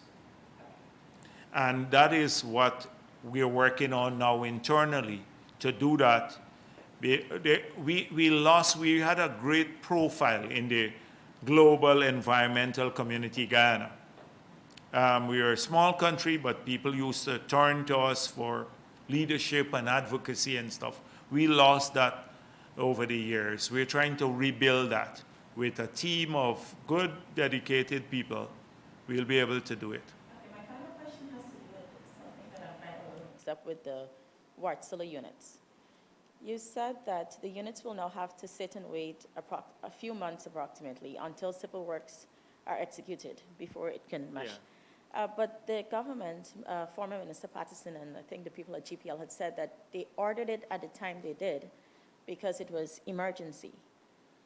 So I'm getting a mix-up between it being an emergency. That is the problem, the issue we said, that you can't classify. The Constitution allows, and this is stretching the Constitution, would allow you to move away from the 112 provision, because our FMAA says you use 112 of the previous year's expenditure and only on the recurrent side.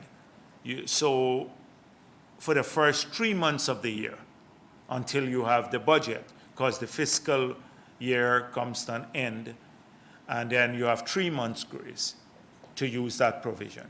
Now we turn a blind eye in the PPP because you had to have people, public servants, being paid.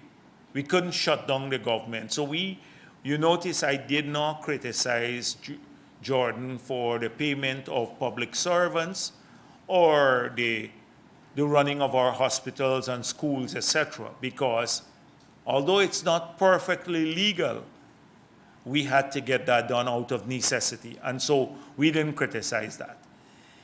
So there were even some COVID-related expenses that we didn't criticize. But the hospital was one that is not an emergency. And they spent a ton of money. We are critical of that. That's illegal too, what they did on the capital side. He didn't have the authority to release capital money to start new projects, just to fund rollover. And then on the GPL, to make this 10 billion loan to GPL, first time we're making a loan to GPL, and two, use a provision of the Constitution to say that you may, in the period after elections, you may use money to maintain public service. That's not maintenance of public service, nor was it an emergency. Was not an emergency. He argued it's an emergency. They needed emergency power. So you yourself would see, it was never emergency. They bought the unit. Were there any inaccuracies found with the money that was actually paid for the units? Any inaccuracies found with the money? No. So far, I don't know if we have a bit of it sitting in an escrow at the central bank. Not all of it has been paid over as yet, but I don't think there was any fraud in utilizing the payments. I don't know, I'm not sure as yet, but he illegally did it. And I'm wondering if people got a kickback on the purchase. That is why they rushed to do it when it was not an emergency, in the period when it was illegal to disburse funds.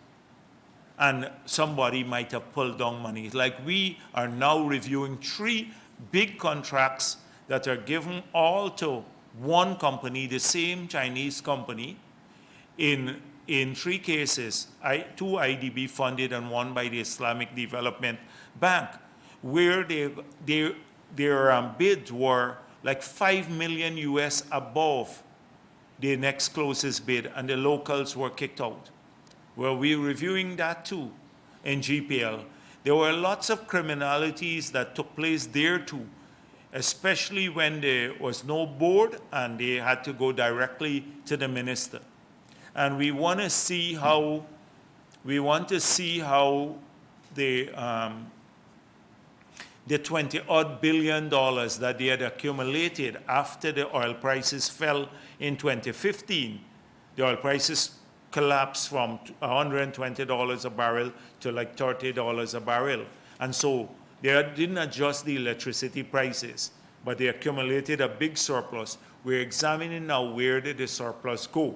And then on the 8 locations in the hinterland where we supply fuel or manage electricity, they ran up some huge liabilities that we are taking account of now, because like Linden and Kwakwani and all these places, massive liabilities they ran up there too that are outstanding. So it's in a mess there. I didn't mention that, but because I done that early about what we took over to, if we are examining the 3 months, the 100 days, you have to look at what we had to do at GFC. GFC was bankrupt. They couldn't pay wages. We had to make money available to them. So a lot of that has happened too, cleaning up of a lot of the state agencies.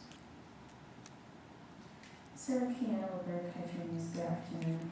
I just want to ask a few things first, starting with a follow-up on the pre-contract costs. You said that we're now examining, well, the PPP government is now at the stage of examining the 2017 costs? No. I had explained before that APNO, the Department of Energy, said to me that they have a person now reviewing the pre-contract costs up to 2017. We have not gotten around to that as yet, but we will ensure that every cent from the beginning to Payara, all of it has to be reviewed. So my follow-up is, according to the contract, up to 2015 is about 460 million US. Could you say what's the total up to 2017? Well, I can't tell you now, but if you look at what has to be reviewed, if you're spending $9 billion for Payara and 6 and 3, you're talking about 20-something billion dollars. Those are small sums you're talking about, the pre-contract costs. But those are not only the costs that have to be reviewed. The post-contract costs are the bulk of it. So whilst we're talking about pre-contract costs, the big bulk of it is the post-contract costs. So we're talking upwards of $20 billion that have to be reviewed. Okay, I was just trying to get an idea of the cost between 2015, because there've been a lot of estimates. It's a task that we have to come around to, but I'm just saying to you that it's not that we're dropping the ball on it, we have to examine it, because that's looking out for national interests. And in there, if we find the bloat, like a lot of people are saying, oh, these development costs are bloated, then if you have people who know, who can review these and say, no, this is not accurate, then they can't be taken out of cost oil. So then you have more money remaining to go to profit oil. Okay. On the issue of beneficial ownership, Guyana is a candidate member of the EITI, and it is set a 2020 deadline. Do you think a 2020 deadline for the disclosure of beneficial owners? And I said that before, we are examining that. Huh? 2020 deadline. I'm not sure we can meet it, but we are going to examine it. 2020, we have 2 months. We have 2 months more. I think we can, yeah. Okay, now, just want to turn your attention At to least this is CPS. oil and gas. Yes. To do the entire mining sector would be problematic because a lot of the local people and stuff like that. But our first priority is oil and gas. We want to deal with oil and gas sector. Make sure you have full transparency there, all the beneficial owners. Thank you for that. No, I'd just like to turn your attention to CGX, which you spoke about, the work program. One was amended in July 2019. Are you examining the work programs to ascertain whether it was watered down during that time? This is something that I saw the amendment, and even with the amendment, they have obligations they have not fulfilled.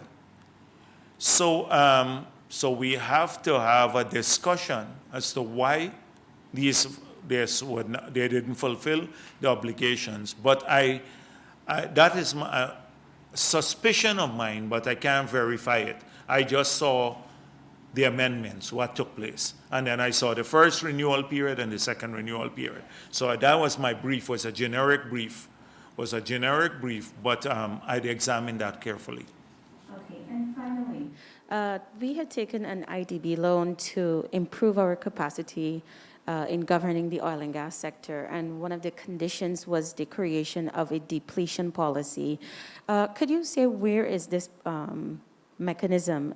It stands for the PPP's plan? I don't know about that was with a conditionality for those loans. I've expressed concerns to the World Bank at least, and I intend to with the IDB about these loans and how we utilize them and how we contract consultants. You know about that issue being a concern of ours, and that sometimes we need, if you go through a totally competitive process that they determine, the people who outcompete the ones who are more, for want of a better word, attuned to the interests of the developing country, the client states. They often have better CVs, and then they rank higher. But that doesn't mean that they will look out as much for your interests. For people who have CVs who might be, they still have great experience in the sector, but their CVs are not so prominent, but they have your interests. They're more like you could find a Guyanese, who might be a solid gas to energy project export. But if we go through a competitive process, we might find a guy who has worked, from another country, who has more experience, but he has worked for 2 oil companies before. And so who do you choose? And if you go through that competitive process, you have to choose the best qualified person. But he may not look out for interest. So this is an internal issue we are discussing now about, and it's an agonizing issue, because ideally you should go for the best qualified person. But if they're not going to look out for your country's interests, then why do you have them there? So this is something we have to find a solution to it. But until the time that you're looking at that, the reason why I asked about the depletion policy is because it was recommended. Yes, but if it is a condition of the loan, I'd have to examine it again. It's new to me. No, I'm off of that now, asking about it being the condition. I'm speaking about the mechanism itself, which gives Guyana time to put a pause on the aggressive development and develop your capacity to govern. Okay, but no, we're not pausing development. As I said before, we make it clear from the beginning. We have a window. I saw I think it's the International Energy Agency, put out this report, which says that even with an aggressive move on renewable energy, you would still need about 40-something percent, 45, 46% of fossil fuels for the foreseeable future. But remember, we are in a competitive world, although we are low-cost producer. So we have a window in which we have to maximize our production and utilize this production and the resources therefrom to develop our country and our people. And we want to accelerate the production at that level. We're not pausing it. But the capacity has to grow in an aggressive fashion simultaneously, the capacity. This is not sequentially. We don't have 100 years to develop capacity. By the time we develop capacity, they find one breakthrough technology and you can't produce the oil. And some country comes up with something. So we are making it clear they're running simultaneously, development and capacity building. But you have to increase the level of capacity, or you have to increase the pace of capacity building. And we're coming to that. I've already mentioned about this aggressive training of our people, which will have to be, Exxon and the others have to spend more than $300,000 a year on training our people. We are expecting significant sums of money to train a whole group of Guyanese to manage this sector, young Guyanese particularly. So they are all skilled to take over the bureaucracy for managing the sector in the next 30, 40 years or so. Well, not 30 to take over, but to manage it for the next years into the future. Yes. Yes. Sir, could you say how government intends to approach the status of Ms. Onij Waldron, given the fact that the records are showing that she took the oaths while she was still an American? And secondly, what is the status of Dr. Mark Bino in the energy structure of the government? And has government decided on what it will do with Dr. Vincent Adams? And lastly, sir, with respect to the killing of the Henry Cousins and Harish Singh, why wouldn't government want to go the extra mile and fund the team to come from Argentina and I think Spain to use their technologies to see how best they can assist in solving the crime? I just expressed an opinion on that, but I thought the GHRA has funding for this. So they should, I'm sure they can bring the team in. If we set precedents that like of this nature, then every person we brought in a CARICOM team, and every person will bring in their own persons. But we don't have an objection because there's nothing to hide. So I don't know why. I thought they had the funding. They approached Argentina, and why Argentina? Why not the United States? I think the United States might be even more advanced than Argentina or Brazil or wherever else. So we don't have an objection to Argentinians looking at it. I'm sure that we'll do it, but I don't know whether they can be about the funding. As I said before, this is not something I'm dealing with.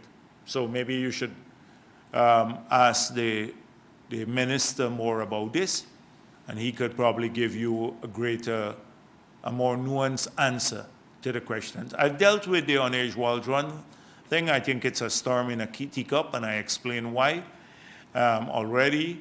And Mr. Vincent Adams is still off the job. We're looking to see in the new architecture that we're creating for the managing the energy sector, whether his skills can be utilized there.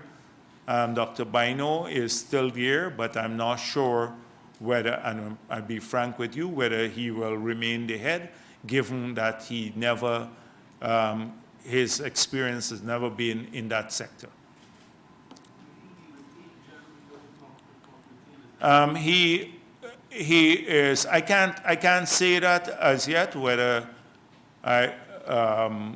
he will be retained in the area, because his entire experience is in environment, entire working experience being in that sector. What described the incident with Minister Walden I dealt with it already. Why? I explained why too. Yes, and I dealt with that too. No, it means today the date. Yes, and I dealt with that. I said that she approached the Americans prior to that date, and secondly, so this is it. She never signed no declaration form. She didn't mislead the country. She, like every person did in the past, and then they were found to be illegal in the National Assembly when they signed that declaration form. And I said of Harman, of any person in the world, should be the last person to talk about this, because had it not been Charandas' issue, then it would have never left the National Assembly. And so, all right, she received the certificate on 2 days later. But she's not an American citizen. She made a great sacrifice as a person who's not in politics, a person who came in as a technocrat, a great sacrifice to do this. And that is the big issue when we have the thieves over there transferring thousands of acres of people's land, and nobody pays attention to that on Unej Waldron. 2 days, she got the certificate 2 days late. That is the big issue in the country now. And that's why I'm saying free pass for all of these. I don't hear much about Lowenfield and the others, all the thievery that's going on, the blatant theft there. Elections, he's now becoming a folk hero for the other side, a hustler. This is why. So that is why I say it's a storm in a teacup. Not you making it that, but the, yes. The basis for my question is that she took the oath on the 4th of September, in writing the 4th, but she sworn in the 1st. That's why I'm saying she received the certificate after, but she had already signaled to them that she's renouncing. She's renouncing. So she got the certificate how many days later?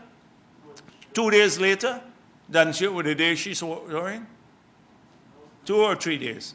She got the certificate on the 8th, but she took the formal oath on Yeah. the 4th.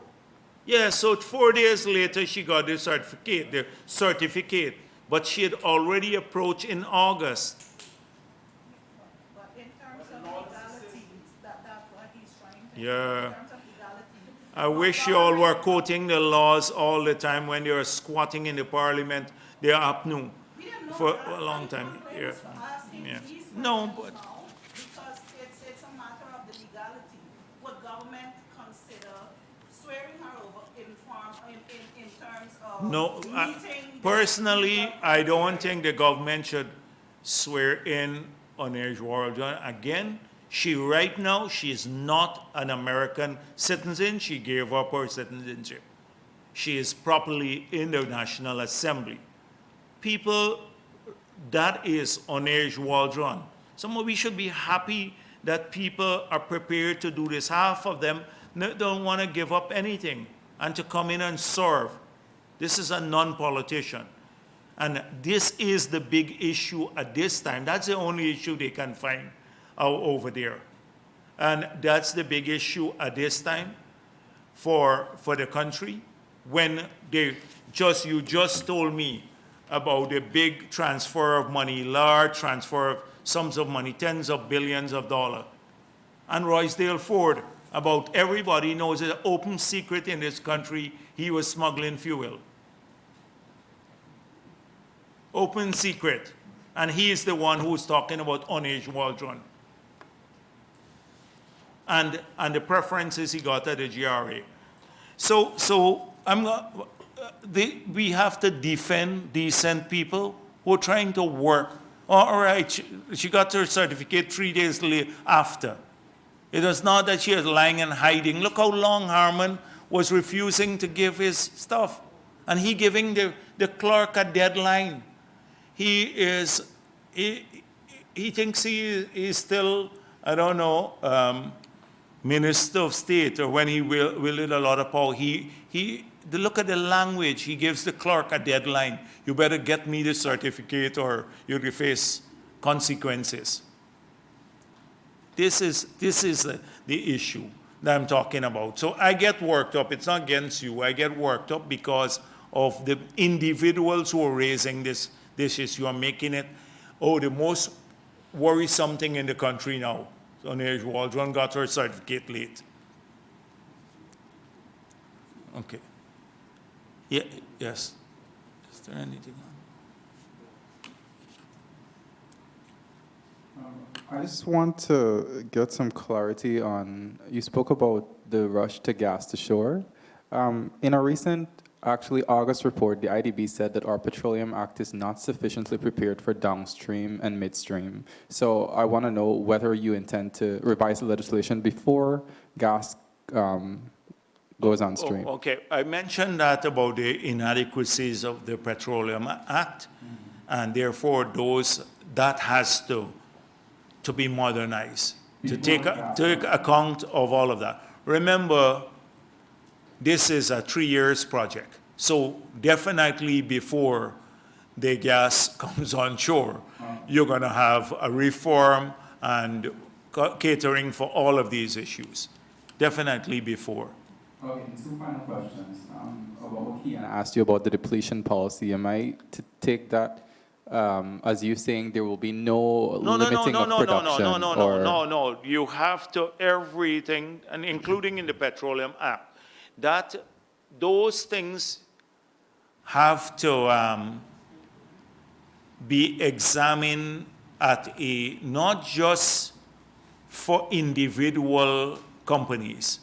They have to be a matter of policy enshrined in our law. And that is how we should approach them. A matter. You're saying that we have a short window. So will we not, will we allow them to produce as aggressively as possible? It depends on what. That personally, yes, I would like to see us increase our production to the maximum level at this point in time, and the country, and change the nature, because change the nature of the contract too. You know, we talk about for Kanji and Kaichor blocks, that they would have an entirely different production agreement that brings more benefits to our people, with ring fencing and all of that. Okay, and finally, just for clarity, you are not committing to an independent investigation into Kanji and Kaichor? No, at this stage, as I said, I'm not that I'm not committing. I'm saying this works sequentially. If I find any hint in this review that anything illegal was done, then yeah, that's fine. But for now, you don't... No, because we go sequentially. That's how I work. I work sequentially. I'm trying to find out. I could very well convince, I hope, the newspaper that carries all of these things, right? That maybe it is, as I said before, the conditions there. Because so far, what has been raised is a lot of speculation. Oh, did somebody get any money? Questions are being asked. But not a single shred of evidence has come forward from the international groups too, to say, and a lot of them came to Guyana too. Global Witness was here. Global Witness has a lot of reach and globally, and a shred of evidence to say that we can trace that there's been money or anything done illegally. And as I said before, I'm convinced from knowing Ramatar, etc., that there was no corruption, but the period was one where everybody could get a license because we didn't have oil. Okay, yes, go ahead. Sir, just two questions. If possible, can you say how much Guyana is expected to save, or what is the aggregate benefit which would accrue from the revised energy mix? That's the first question. And secondly, I know Budget 2020 is considered an emergency budget. So can you say how soon government is looking to present Budget 2021? We haven't determined a date for that as yet, the budget 2021, although I know conceptually we started working on it. What are the things we want done? And the other matter is that if you look at it from BOP, where it has great impact. It would run into hundreds of millions of dollars in terms of BOP impact, in terms of disposable income to the private sector and people and individuals too, would run into tens of millions of US dollars in greater disposable income because of cheaper electricity. So it would have multiple benefits. And to look at all of the, so from on the external side through the BOP, on the fiscal side, because a lot of areas where we're giving subsidies now, if they move to renewable energy and cheaper energy. So Linden now, the cost of the subsidy is nearly $2.something billion a year, running nearly $3 billion a year. If you have the price of power half of what it is, the subsidy cuts down by half just for Linden. In a place like, if you can get the entire LETM running on renewable energy, the money that we have to subsidize power generation in LETM now is saved. So it has a budgetary impact, a balance of payment impact, a welfare impact in terms of greater disposable income, and then a business impact because lower cost of production. So it's huge. That is why energy is so critical. Tackling it as a priority is so critical. Okay, thank you. Thank you.